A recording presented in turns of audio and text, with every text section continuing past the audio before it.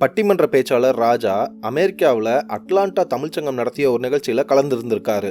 அங்கே ஒரு பெண் கிட்ட பட்டிமன்ற பேச்சாளர் ராஜா நீங்கள் எந்த ஊர் அப்படின்னு கேட்டதற்கு அந்த பெண் நாங்கள் காரைக்குடின்னு சொல்லியிருக்காங்க. அதற்கு ராஜா செட்டிநாடா அப்படின்னு கேட்டதாக ராஜா சொல்கிறாங்க. ஆனால் அந்த பொண்ணு ராஜா என்கிட்ட நீங்கள் செட்டியாரா அப்படின்னு கேட்டதா சொல்கிறாங்க.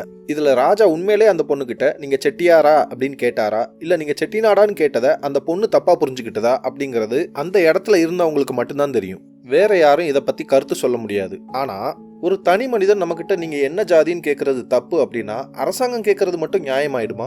இப்படி கேட்டால் மக்களோட ஜாதி தெரிஞ்சுக்கிட்டா தானே சமூக நீதியோட இடஒதுக்கீடு வழங்க முடியும்னு சொல்லுவாங்க. எது சமூக நீதி? ஜாதிய அடிப்படையிலான இடஒதுக்கீடா? இல்லைங்க. அப்படி பார்த்தா ஒவ்வொரு ஜாதியிலையுமே பிற்படுத்தப்பட்ட பின்தங்கிய மக்கள் இருக்க தான் செய்கிறாங்க. அவங்களெல்லாம் எப்படி நம்ம முன்னுக்கு கொண்டு வர முடியும்? பொருளாதார அடிப்படையிலான இடஒதுக்கீடு.